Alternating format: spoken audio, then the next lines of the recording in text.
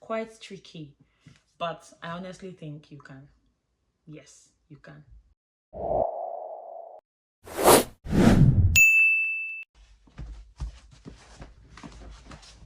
Hey buddies, welcome and welcome back to my channel. If you're returning, thank you so much for coming back. If this is your first time, you're welcome. I'm ℙ𝕤𝕤𝕤 here, Mara for short. I am a Nigerian who recently moved to Canada as an international student, and since I moved here, I've been making content to help international students who want to move to Canada to navigate through their processes. Okay, I hope you find any of my content useful, and I hope you consider subscribing and giving this video a massive thumbs up. So without further ado, let's get right into the video. This is one question like I got asked a lot, on my social media pages. So if you're not following me now, follow me. You can always reach out to me and ask me questions that you really don't understand in my videos. I've been asked this question a lot, and even before I moved here, I really had this question reoccurring at the back of my mind. Like, is this gonna be an issue for me? Would I be able to pay my tuition as an international student when I arrive Canada? I wouldn't stop imagining how it would be for me to cope with school, work, and also pay my tuition here. So I understand why it's a concern for so many people, because a lot of people want to know, because people just go ahead and tell you, immigration agents and a lot of people tell you, oh, you can work in Canada and you'll be able to pay your tuition. So well, I'm not going to be the one to decide for you, okay? The honest truth is that I actually think you can. It's quite tricky, and I also think you might not, or just maybe. So keep watching as we are going to analyze everything here and now so that you have your specific answer. Okay, so as I always do, I always like to section my videos, right? So I'm going to have 3 sections for this video. The first section is going to be what you really need to know, okay? The factors that you really need to consider before you say, oh, I can pay for my tuition in Canada, or I can't. While the second part is going to be a breakdown of what you need to understand about tuition in Canada, life in Canada, and every other thing that has to do with your finances in Canada. Then in the third part of this video, we are going to be discussing the ability for you to pay your tuition depending on the degree that you're taking in Canada. If you're coming for a bachelor's degree, if you're coming for a master's degree, and if you're coming for a PhD, we are going to dissect all those things together so that you take what applies to you and you're able to make sense of your own situation. Because like I always say, everybody have different situations apply to them, different circumstances. So by the time we are done analyzing these things, I am very sure you'll be able to come up with an answer to this question. So in the first section of this video, we are going to be discussing the things you need to know, right? So number one thing you might need to know for you to determine if you can pay your tuition fee in Canada is how much is your tuition, okay? Because the situation is really going to be different for different people. Someone that had tuition is 15,000 Canadian dollars is not going to have the same experience with someone whose tuition is, let's say, 3,000 or 5,000 Canadian dollars. So all of this thing will play. So you have to know how much your tuition is and how much your tuition will cost. That is going to give you, a rough idea if you will be able to actually sponsor or pay your tuition here or not. But as we progress, I'm going to tell you guys more about it and tell you the reason why I think that you really can. The second thing you might need to consider also is how much are you coming to Canada with? Are you coming to Canada empty-handed? Are you coming to Canada with just 1,000 Canadian dollars, whereas there's someone coming with, let's say, 5,000? So the situation is not going to be the same for you and that person. So you need to know how much you're coming to Canada with. And also in this aspect as well, have you paid a certain percentage of your tuition? Have you paid your tuition for your first semester? So all of this, how much are you coming to Canada with? It's also going to help you understand if subsequently or going forward, you will be able to cater for yourself and pay for your tuition expense as you proceed with your studies. The third thing you might need to consider is, where are you moving to? What is the cost of living in the province you're moving to? What is the minimum wage in the province you're moving to? Most provinces in Canada, the minimum wage kind of ranges between $11 to $13, okay? And some of the other provinces like Alberta and the rest of other bigger provinces, they pay as much as $15. So you're going to have to know the minimum wage of the province you're going to, because that way is going to give you a rough estimate of what you are going to be earning in a month or in a week or bi-weekly. I don't know if that makes sense, right? Because you're going to be paying for your rent, you're going to be paying for your phone bills, you're going to be paying for, if you eventually own a car, insurance, like so many things to pay for. Like, this is a billing country, okay? This Canada, they will use bill and finish you, okay? So you have to consider all of that. The next thing you might also consider is how many hours you'll be working, all right? Because as an international student in Canada, it used to be you can work for 20 hours, but good news, 2023 is a very good year, okay? As at the time I'm making this video, which is January 2023, the Canadian immigration some months ago have kind of, you know, collapsed the whole system or something. Like, you can now work more than 20 hours. That's what I'm trying to say. They have a rule now that you can, international students can work more than 20 hours. So now is even like, okay, fine, there are more opportunities for you to like explore, and now there are probably more chances that you can pay for your tuition, because now you have the liberty to work more than 20 hours that they used to be. So you have no excuses, all right? But don't mind me, okay? So now, how many hours do you want to work? How many hours, beyond the rules now, beyond the instituted rules now, how many hours are you as an individual willing to work for a week? Because that is very important. You cannot expect to get the same results as someone that works, let's say 35 hours, and you work like 10 hours or 15 hours. You guys are not going to go back with the same paycheck at the end of the month, or at the end of the week, or bi-weekly, as the case may be. So you have to keep that at the back of your mind. Another thing that you might need to also consider before you decide whether or not you can support yourself by paying your tuition fee when you come to Canada is how long, or rather how long it's gonna take you to get a job. All right, before I got my first job in Canada, it was after 4 months, all right, that I arrived here. So you have to know that getting a job here is not like so easy as they make it look, actually. So there are jobs, but like some people don't want to work certain jobs. They are willing to like wait till they land the type of job that they want to do here. So that is very important. You have to know that it might take you a week. It might take some people 2. It can take some people 3. For me, it took me 4 months, all right? So imagine I didn't have like a plan or something. It would have been like a very bad situation, I guess. So you have to know that that's a very important thing for you to consider. You might not get a job immediately you arrive here, okay? And that is why when I asked you how much are you coming to Canada with, and how much have you paid in for your tuition, at least for that semester, because it is very, very important. You don't want to get caught up trying to get a job, trying to pay tuition, and all of that is going to be like a very, very messy situation. So you have to actually have that at the back of your mind. So now that you already have an idea of like the questions you should ask yourself to help you determine if you can pay your tuition in Canada, we are going to be heading straight to the second part of this video, which is going to be us like having a practical sense of this video. I want us to like do the calculation ourselves so that we kind of have an idea of what, you know, this situation might be for you.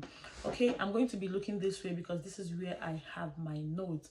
All right, remember I mentioned minimum wage, and each province in Canada have like minimum wage for that they pay you for any tax or any job that you're doing. Okay, you're not going to be earning anything below the minimum wage, and most times people start off with minimum wage job because yeah, that is what is available to you when you move. But for this calculation, I tried not to use the minimum wage because it doesn't apply to everybody, and for all the numbers I used, I tried to create like just pick something in between, in the middle, not so low, not so high. Okay, so now let's take for instance that your job is paying you 18 Canadian dollars per hour, and you are willing to work for 22 hours in a week. Okay, at the end of the week you should have 396 Canadian dollars. Okay, and remember, we did not even minus like the tax. I won't even get to that point because by the time they remove tax from this money, you'll be amazed how much will be left. But let's just run with this without the tax. So you have 396 Canadian dollars. Now in a month you have 1,584 Canadian dollars, which is timesing the money you have in a week by 4, because typically we have like 4 weeks in a month. All right, and you have this figure. Okay, let's assume that you're going home in a month with 1,584 Canadian dollars. You have expenses that you're going to pay for. I've tried to break it down. The numbers are just like in between, right? Like I already said, let's say your house rent and your phone bills just falls around 600 Canadian dollars, and then you have to do groceries, you have to buy food, right? And it falls around 100 Canadian dollars. And maybe you just have extra $50 that you just use to buy coffee and just do maybe other things. So let's assume you are spending 750 Canadian dollars in a month, which is a very like weird amount. It definitely will be up more than that, but let's just run with that for the purpose of this video. So let's say you minus 750 Canadian dollars from 1,584 Canadian dollars, which is what you have in a month. At the end of the month, you are left with 834 Canadian dollars. That is what you have in a month. Okay, now in a semester we have 4 months in a semester. So let's do a quick math again here. Then now you're going to times 834 Canadian dollars by 4, which is the number of months you're going to go in a semester, and you'll be left with 3,336 Canadian dollars. Okay, that is what is entitled to you, you know, for the whole of the semester from the work that you have done. All right, now let's go down to break down your tuition, which is the bone of contention here.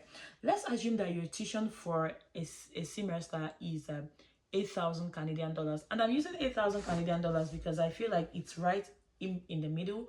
Most people pay more, some people pay less than that, okay, depending on what program you're taking, which we are going to get to in the third part of this video. All you are left with for that whole semester from your paycheck and everything you've done, all the work you've done, is 3,336 Canadian dollars. If you minus that from 8,000 Canadian dollars, let's say you pay all of that in for your tuition, you still have more than half of your tuition fee to complete. Where is that money going to come from? So you have to think about all these things. See, let me say this situation does not apply to everybody. Some people work the same way I've broken it down. Some people work like 2 jobs or even 3, okay, and they earn more money. Different situations apply to different, you know, persons, and we are going to discuss that further in this third part of this video. But just for this second part, I just wanted to like give you guys a practical example of what it is. Imagine from that 3,336 Canadian dollars that you are left with, and you say a winter boot that you really think you need and you have to get it, or a winter jacket that you need, or just some stuff that you need because you're a human being. You would need things, right? So imagine you saw things that you need and you need to get it, and by the time you even minus the cost of all those things, you can already imagine what is going to be left for you to use and pay your tuition. But this is me giving you guys, in this section, I've just given you guys what it is and what applies. In the third section, I'm going to be discussing and giving you guys tips and things you can do if you're really considering paying for your own tuition, okay? But with everything that we've discussed up until this point, it just looks like it's going to be hard or even near impossible. But let's get into the third part of this video, where we are going to have a more friendly heart-to-heart chat about this paying your own tuition in Canada. Now, this third part of this video is where I say it again, that I think you can pay your tuition here, okay? I really think so, but now I'm going to tell you guys why I feel so and what has made me to say this. But then it might not apply to everybody, so listen carefully as you know, try to narrow this down to your own situation. Now let's take bachelor's degree first, because we are going to talk about bachelor's degree and master's, like graduate studies. If you're coming here for your bachelor's degree, I would say that the chances of you paying your own tuition here is going to be very slim.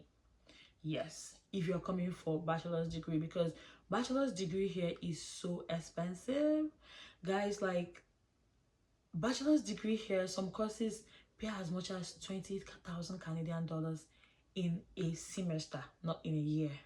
All right, like some of them are just so expensive. Some of the courses are really expensive, so you have to know that what kind of job are you going to do to be able to pay for such, you know, tuition, except you have a situation whereby your family says, oh, we are going to be the ones paying your rent and you're doing this or something. I don't know, but just know that it's going to be tough when you have to pay. I have a friend that she pays as much as 18,000, 12,000. I have a colleague that pay as much as 12,000. I'm like, wow, you guys, like, it's so crazy. I'm so sorry. Like, for a bachelor's degree, like, I really can't say it is very possible for you guys, because bachelor's degree is so expensive here, like especially all those in demand courses like nursing and all those health stuff and engineering, like they actually cost a lot of money here in Canada. So if you're coming for your bachelor's degree, just think about this and see what plans that you have. I believe if you're even coming for that, maybe your parents are the ones going to sponsor you, because it's going to be nearly impossible for you to be able to pay for your tuition with the job you're going to get here. I remember coming for with your bachelor's degree, it means that you don't even have much experience. All right, it means that maybe you're just coming fresh from secondary school, high school, as the case may be. You probably don't have much experience, so you might not even get like a high paying job. It might just be like menial jobs that can help you sustain yourself. So I don't see the possibility of you being able to pay your tuition from that. I'm sorry, yeah, to break your heart, but that is just a reality. Okay, then let's move to the graduate student, and this is where I belong, and this is where I tell you guys I think you can. Okay, because you're an adult, all right?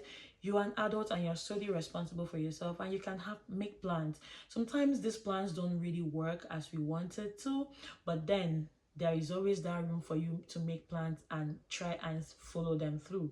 So now, if you're coming to Canada for your master's degree or for your PhD, there are two routes, or rather there are two program types that you can take. There is a course-based master's, okay, and there is a thesis-based masters, right? So now if you're coming for a course-based masters, most times course-based masters is more expensive.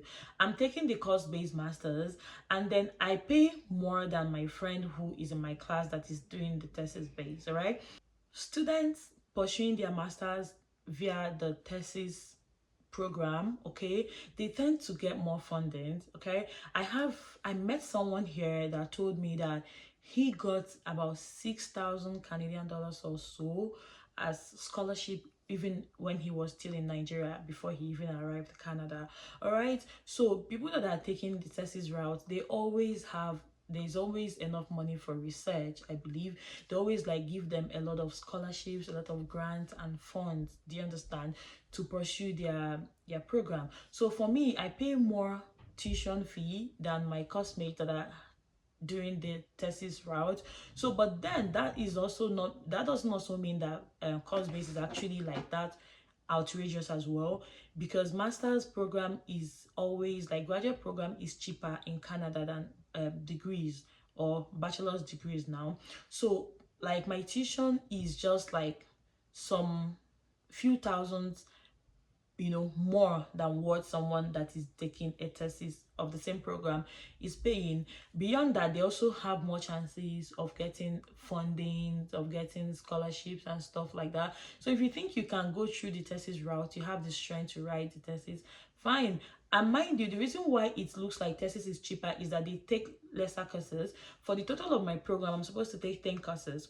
But for my friend who is doing the thesis base, she is taking just 5, all right? Because she's going to write a thesis at the end of the program, whereas I won't do that. So that is why my own would cost more than hers. I don't know if I'm making sense. So if you're coming here for your master's degree, I honestly feel like, yeah, and also depending on the program, you can pay your tuition. It's just a matter of you having your plans, planning yourself, and just working through it.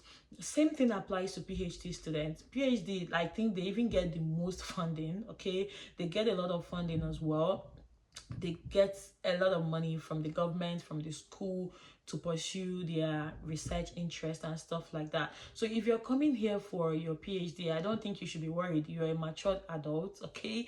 So just like come, don't be scared, because if you get all those grants and all those funding, I tell you that the work you'll be doing outside will just be maybe to just pay up the remaining section of your school fees that the funding probably didn't cover, and then just to do your expenses and take care of yourself and do the necessary things that you have to do for yourself. I don't know if this makes sense. This is why I strongly believe that international students can actually pay their tuition in Canada. So this is the reason why I just believe that you can. It is very possible, but just know what situation applies to you, because the situation won't be the same for like everybody. Now I'm going to also like give you guys my advice and what I think. I've mentioned some of these things in the first section of this video. If you are coming here, even if you're coming for your masters, course-based masters and all of that, please try and pay your first semester tuition. I'm telling you, if you can, try and pay that, because when you get into Canada, it's going to be a whole lot of journey, a whole lot of, situation you're going to have to be navigating through, learning the system, understanding what is going on, where am I, like what is going on, how do they use the buses here, how do they do this here. There are so many things that you're going to be learning, okay? So you don't want to also burden yourself with the pressure of thinking, okay, how am I going to raise money for my tuition fee? So please, if you have money from Nigeria, which I believe you should actually find a way around it and pay for your first semester tuition fee.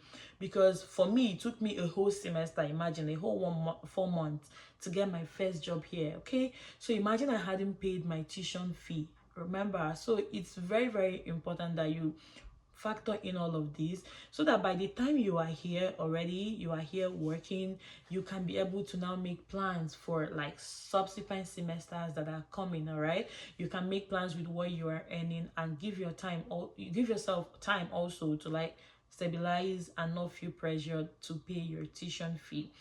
Then again, another thing I'm going to say is this: there are so many rules right now that kind of like would help international students. Before COVID, an international student is not allowed to owe. Okay, let me now talk from my own school. I know that this applies to some schools in Canada, or the only thing you need to know is to find out what actually applies to the school you're going to. Now, for my school, University of Regina, before COVID, an international or students are not allowed to owe the school more than 500 Canadian dollars. Okay, 500. Like, what do I mean? At the end of the, let's say, okay, we just concluded the fall semester and you are owing the school more than 500. Let's say you are owing the school 1,000. You will not be able to register for the next course. There will be holds on your account. Do you understand me? But now, since COVID, the University of Regina have kind of, collapsed the rules somehow to kind of, because they understand the financial pressure people are going through right now and the financial hardship that came with COVID. So now it is no more 500, it is now 2,000. You can owe the school as much as 2,000. Let's assume like now that the first semester has ended and your tuition fee was 8,000 Canadian dollars and you were able to pay 6,000. You are owing the school 2,000. Yeah, you can still go on and register for your course for the winter section. It just means that they understand that, oh, these things, like, you might have some challenges, so you can take out time as you pay. Okay, so as you're approaching each semester, you are allowed to owe the school as much as 2,000 Canadian dollars. I don't know if this explanation makes sense. It applies to so many schools and different, for different amounts, but this is what applies to the University of Regina. So know that if you're coming to the University of Regina, you have the right. It's not a right. You have the privilege to like owe them as much as 2,000 Canadian dollars, to owe that in your account, and you will still be able to register for your next semester. I know that there are schools that you're not supposed to owe anything. You must pay off everything before you register. So now this also affords you time to also work and pay up the tuition. Since you are not, they give you time for that. You don't have to pay everything once. Okay, so you just know different situations for different people. Just know the school you're going to, what applies to that school, and all of that, because it's going to help you determine, all right, can I do this? Get yourself mentally ready before you even come to Canada to say, okay, I think I can do this, I think I can do that. Yeah, this information is very important for people coming to the University of Regina, so have that at the back of your mind. Then more than that, going forward, you won't be able to register for your next courses because you're going to have holds on your account, and until those holds are cleared, which in this case financial holds, you will not be able to go forward. But at least it's something that kind of helps international students now to be able to like plan and all of that, and be able to make up their tuition and pay before, you know, the next semester. And also, let me say this, you can actually pay for your tuition in Canada now, because now international students are allowed to work unlimited hours, at least till the next, let me just say, 1 year. You can work as many for as many hours as you wish. It used to be 20 hours, but now do you, okay? So you can have as many jobs as possible. Like for myself, I have 2 part-time jobs right now and then 1 contract job. The 2 part-time jobs, I work them like every week. Then the contract job doesn't really come all the time.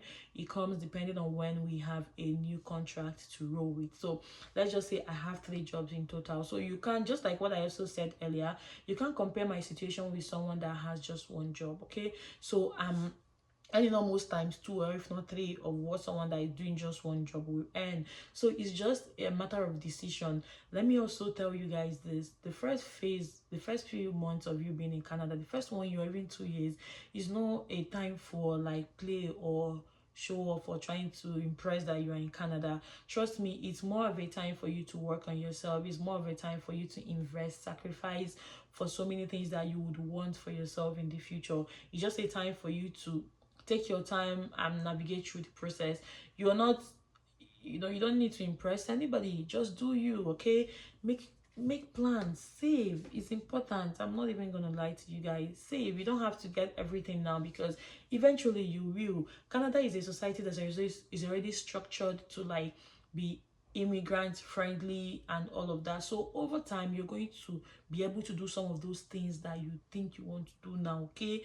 You don't have to be looking at judging your own situation, your own present stage with someone's future. Like, it's not even possible. You can't even, you don't want to put yourself into that kind of pressure. So just take it as, you know, it comes. If you have to work extra hard or extra smart for you to be able to afford to pay your tuition here, fine, it's okay, okay? It's just a matter of time, a couple of years, and that phase is over and you get to the next phase. I mean, and then you just like have your life to live, and you won't have to pay tuition. You probably just have bills. So this is like my advice to you guys: do not feel pressure, do not feel like you can do it, but at the same time, make sure you are putting your weight on your options. Weigh your options very, very well and critically before you take a stand or a decision. All right guys, we've come to the end of this video, and I hope that you learned a thing or two, you know. And if you're wishing to move to Canada, I wish you all the best in your process, and I hope you consider checking my videos, because I'm very sure you're going to find very informative and informing videos that is going to help you as you navigate through your process. With that being said, I am signing out now, and I'll see you guys in my next video. Bye bye.